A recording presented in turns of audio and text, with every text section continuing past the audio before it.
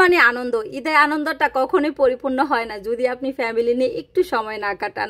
আর অন্যদিকে বেরোনোর আগে যদি এরকম হয় আকাশে প্রচুর মেঘ, বৃষ্টি আসবে বৃষ্টি আসবে, এমন একটা ওয়েদার, তাহলে তো কোনো কথাই নেই। অনেক সুন্দর একটা জায়গায় আজকে ঘুরতে গিয়েছি, সেটাই আজকে আপনাদের সাথে শেয়ার করব।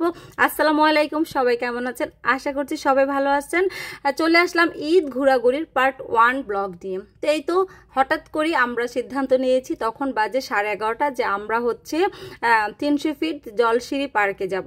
তো জাস্ট 10 মিনিটে রেডি হওয়া, জাস্ট 10 মিনিটে রেডি হওয়া, কেউ শাওয়ার নেনে।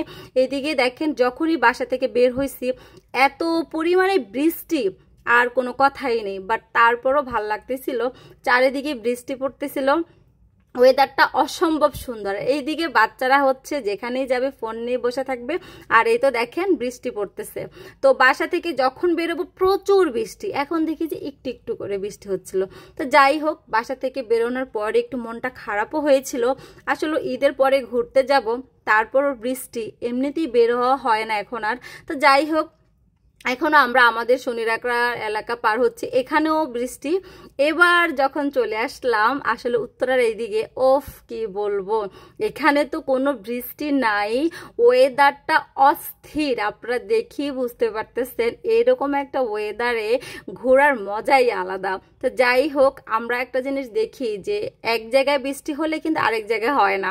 তো এই তো আপনাদের সাথে যাচ্ছি, আর আমিও কিছু কিছু ছোট ছোট ভিডিও করেছি, সেটাও দেখাচ্ছি, আর চারপাশের ভিউটাও আপনাদের সাথে শেয়ার করতেছি। আমার কাছে বিশ্বাস করবেন না, ওই দিন ঘোরাটা আমি যত জায়গায় ঘুরেছি বা সবচেয়ে বেস্ট লাগছে। তো যাই হোক, আমরা হচ্ছে মেন রোড থেকে ঢুকে যাচ্ছি, যাওয়ার এইদিকে রাস্তাগুলো এখনো হচ্ছে বেশ ভিতরের দিকেই। তো যাব মানে গিয়ে নেমেছি, তখনই এখানে আবার বৃষ্টি শুরু হয়ে গেছে। দেখেন আল্লাহ কি ভাগ্য, বাসা থেকে বের হয়েছি তখনও বৃষ্টি, এখানে এসে নেমেছি তাও।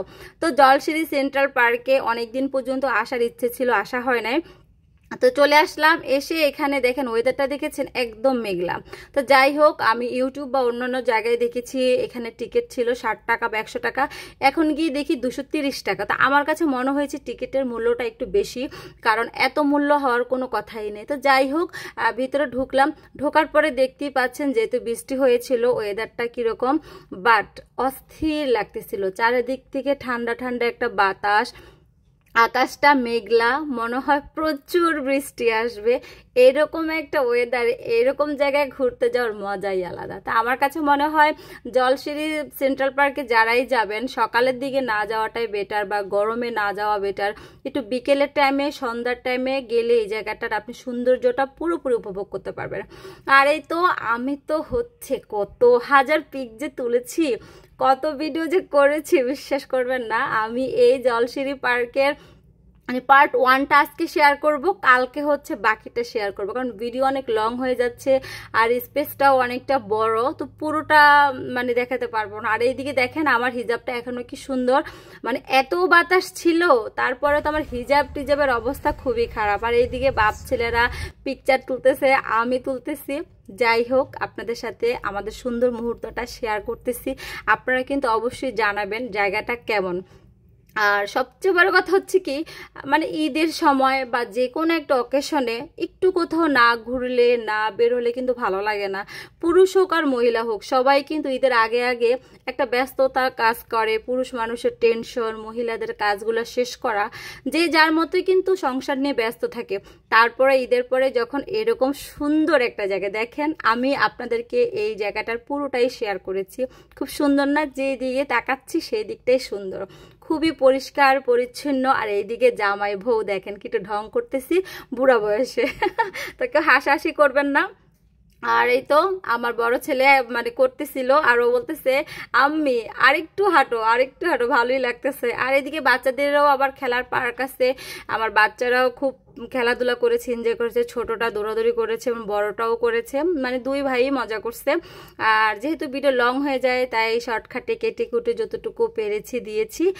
তো আসলে এক জায়গায় গেলে যদি বাচ্চারা এনজয় না করতে পারে, বাচ্চাদের যদি খেলাধুলার সেই স্পেসটা না থাকে, তাহলে কিন্তু ভালো লাগে না।